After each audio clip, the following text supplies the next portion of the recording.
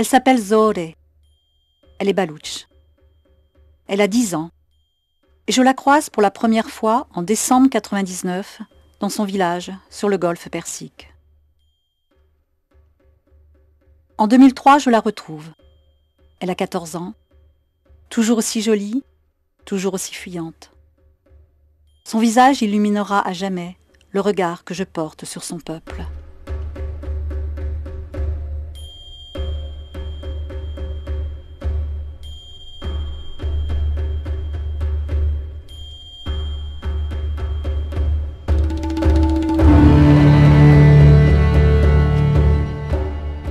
Baloutchistan, 12 millions de personnes, réparties sur les terres d'Iran, du Pakistan et d'Afghanistan. En Iran, une diaspora de 5 millions d'hommes vit dans le sud-est du pays. À cela s'ajoutent des petits villages isolés le long du golfe Persique, dont Kolahi, le village de Zohreh. Quand on pénètre dans le village, il y a d'abord ces masques qui intriguent. Et puis on apprend et on comprend. Peut-être un accessoire de mode datant de la domination portugaise? Une façon aussi de se protéger du soleil brûlant de cette région? En tout cas, un code vestimentaire qui s'inscrit dans une tradition. Les jeunes filles le choisissent de différentes couleurs et les vêtements amples ne sont pas brodés. Alors qu'après le mariage, le masque sera rouge vif, bordé de piqûres multicolores. Et les vêtements seront joliment brodés.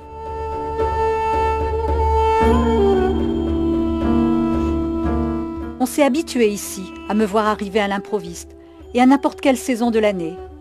Aussi, la remise des photos est toujours un grand moment. On se réunit et l'on travaille dans le salon, et bien souvent devant la télévision, qui sur son trône déverse en continu son flot de stupidité. Sans oublier les jeux de cette famille qui occupent les enfants le temps d'une soirée. Aujourd'hui, Zohreh a 18 ans. Et comme toutes les femmes de sa famille, elle brode et tisse des rubans qui serviront à orner les vêtements traditionnels. Comme les bas de ses pantalons magnifiquement brodés.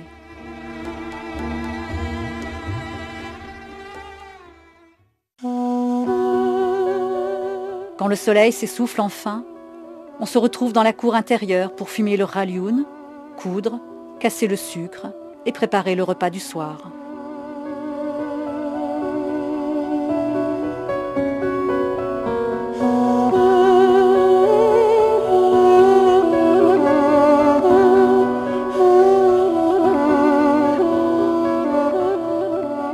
Kolahi est un village de pêcheurs et les hommes jeunes ne sont souvent que de passage.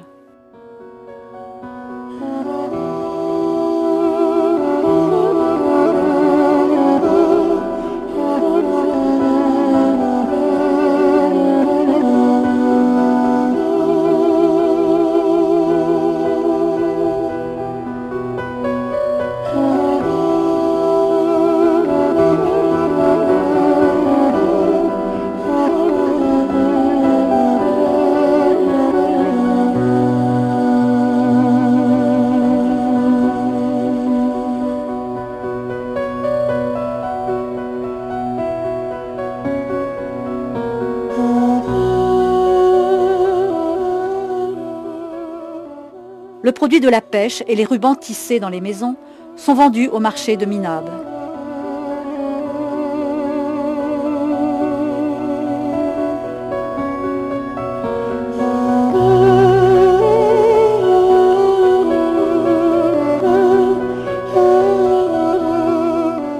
C'est là que les populations baloutches et bandari se confondent.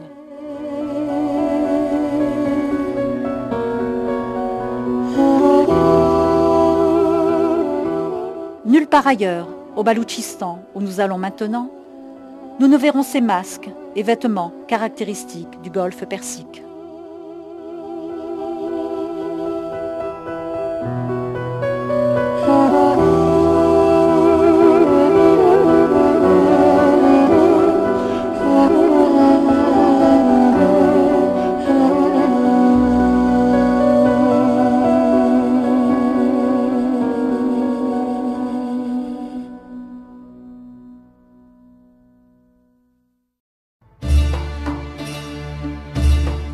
La route côtière qui mène au Baloutchistan et qui se prolonge jusqu'au Pakistan est ponctuée de paysages où l'érosion, digne de notre imaginaire, a sculpté des formes époustouflantes.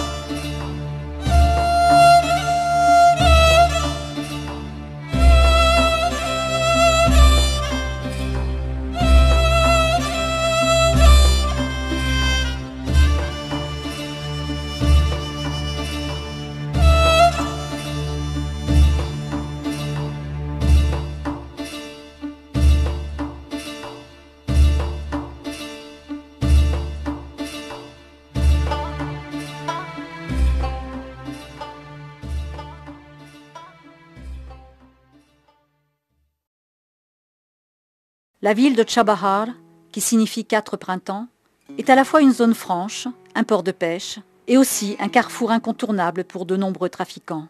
Le bord de mer s'anime au lever du jour quand les petites embarcations viennent déverser le contenu de leur pêche. Les porteurs ne ménagent pas leur peine pour acheminer le poisson à la criée où il sera vendu.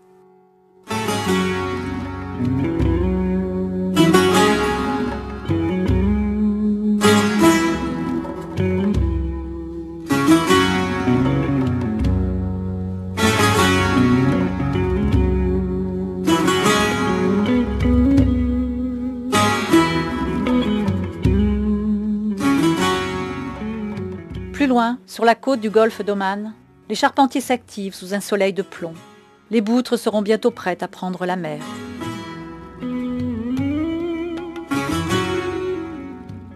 Alors que dans le port voisin, les tonniers de retour des mers du Sud déchargent leur cargaison.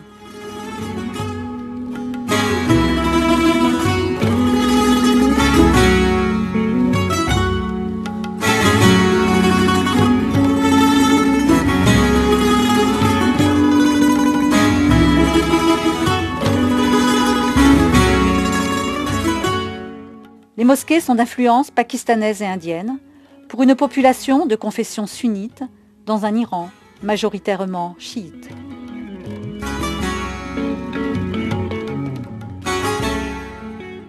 Dans le bazar, ce sont les hommes qui brodent les tuniques que toutes les femmes portent ici.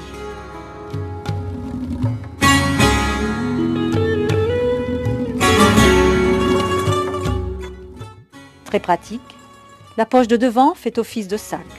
On y glisse ses clés et son argent. La population noire qui vit sur la côte sud descend de l'époque du commerce des esclaves qui se pratiquait autrefois avec Zanzibar.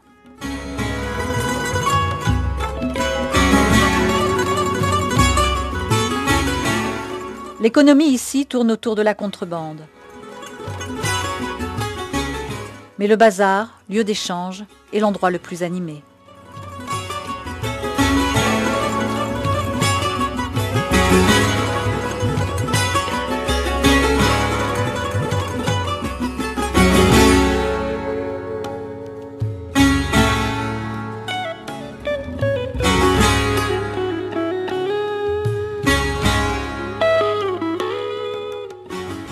Le baloutche est une langue dérivée du persan qui se décline suivant les régions traversées.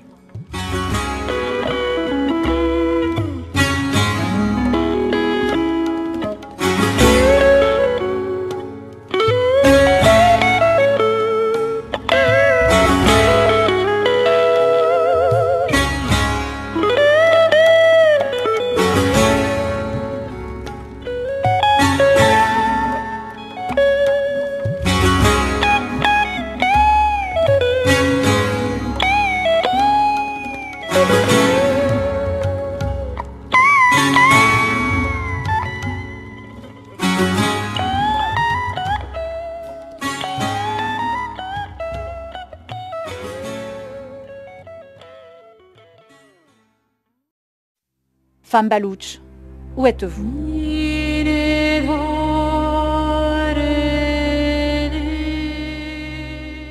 À Kolahi, vous étiez vive, espiègle et tellement gaie. Je pouvais vous toucher, vous envelopper de mon regard. Même vos masques ne parvenaient pas à trahir votre enthousiasme. Ici, vous me glissez entre les doigts telles des étoiles filantes, et souvent, vous vous tairez. Je vous ai rencontré dans cet atelier de poterie, un endroit vétuste, isolé, dont il m'a été difficile d'en trouver la porte d'entrée.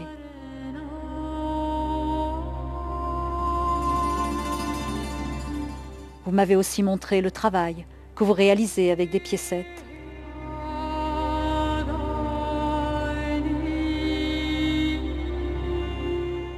Les broderies qui vous demandent des mois de travail. Vos bijoux, avec des boucles d'oreilles tellement lourdes que vous les reliez et les accrochez dans vos cheveux pour en soulager la charge.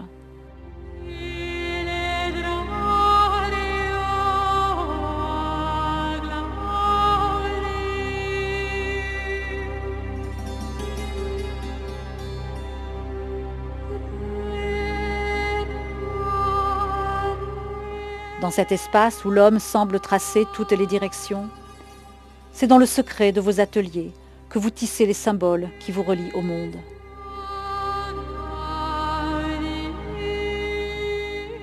Les zigzags qui montrent les hauts et les bas de la vie et les yeux de l'hospitalité.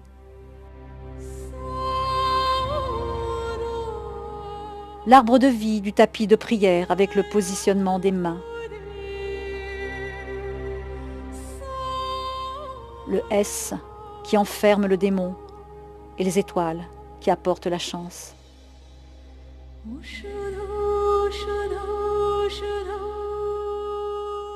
L'opium, qui à l'origine était un médicament pour calmer la douleur.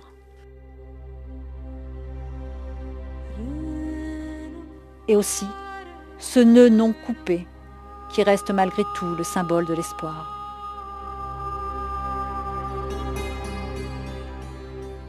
Espoir de vous voir un jour peut-être réunis et partager ces rencontres mensuelles qui réunissent poètes et musiciens.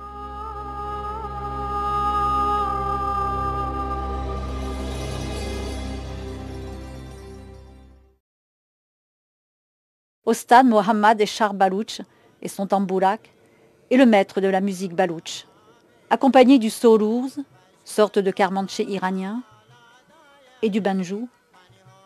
La petite école de musique répète chaque jour avant de se produire dans une ambiance aux airs de patronage.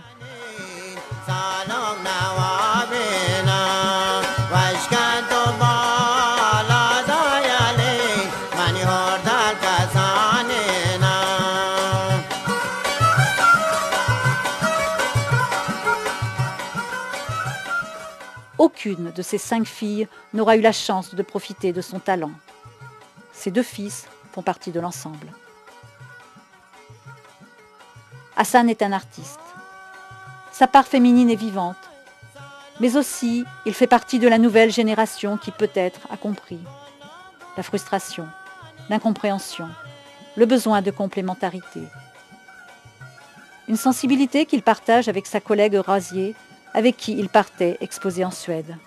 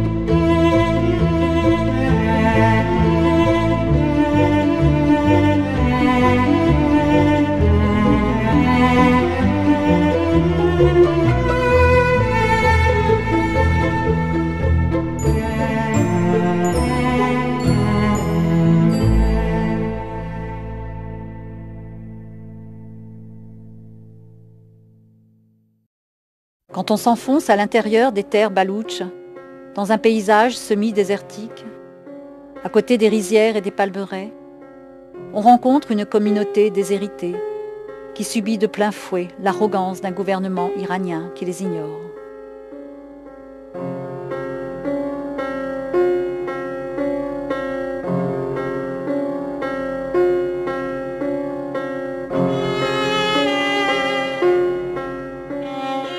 Savamment agencées autour de petits jardins, on y voit ces cabanes, kapali, et ces maisons, gel toup, construites en briques crues et branches de palmier. Bien isolées, ces maisons gardent le frais dans une région où la chaleur l'été est étouffante. La cuisine jouxte le lieu de vie, le garde-manger, la réserve d'eau et une cabane en retrait fait office de sanitaire.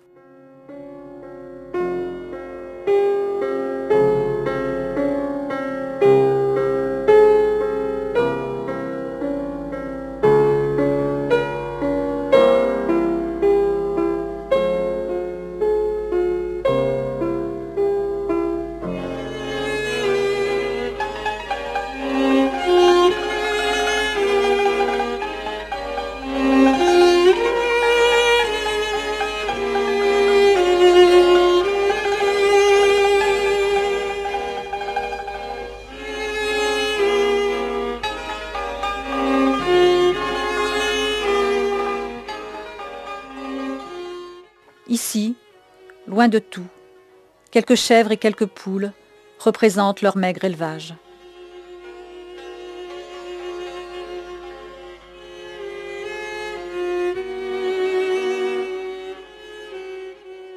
Mais l'activité principale est la fabrication de ces paniers qui protègent les dattes des oiseaux, des insectes et du vent.